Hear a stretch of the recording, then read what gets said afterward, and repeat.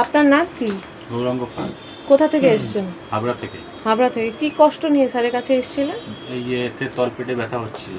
আচ্ছা, তারপরে এখানে আসলাম, তলপেটে ব্যথা নিয়ে হসপিটালে দেখালাম, হ্যাঁ কলকাতা হসপিটালে দেখালাম আরজি করে। হ্যাঁ, ওখান থেকে ওনারা টেস্ট দিল, একটা ইউএসজি দিয়েছিল। আচ্ছা, হ্যাঁ টেস্ট দিল। টেস্ট দেওয়ার পরে আমার ধরা পড়লো পাথর আছে।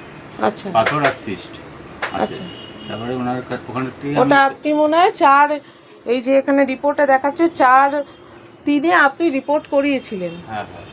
আর আপনার এসছে হলো, তারপর স্যারের কাছে এসেছিলেন, আর তার 15/3 আর স্যার এসে ওষুধ নিয়ে গেছেন। আবার নেক্সট রিপোর্ট কবে করিয়েছেন? 21/4 আপনি আবার নেক্সট রিপোর্ট করিয়েছেন। তাতে কি দেখা যাচ্ছে? আপনার আর পাথরটা নেই। এখন আপনি ভালো আছে। হ্যাঁ, পাথরটা কিছু না। হ্যাঁ বলুন স্যার।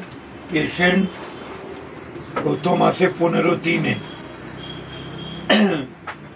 তার আগে পেটে অনেক দিন ধরে যন্ত্রণা হচ্ছিল বলে ডাক্তাররা সোনোগ্রাফি করিয়েছিল, এবং ভেসিকো ইউরেটারিক একটা ক্যালকুলাস ছিল, তার সঙ্গে হাইড্রোনেফ্রোসিস ডেভেলপ করে যাচ্ছিল, প্রচণ্ড ব্যথা।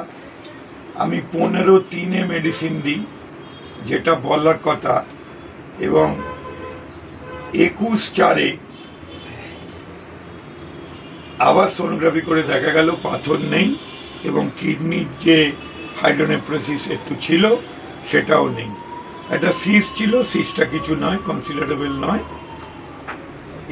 এবারে আবার মেডিসিন রিপিট করছি, মানে মোটামুটি 1 মাস 5 দিনে, যেটা আগে কোনো দিনই হতো না, 1 মাস 5 দিনে পাথরটা কমে গেল।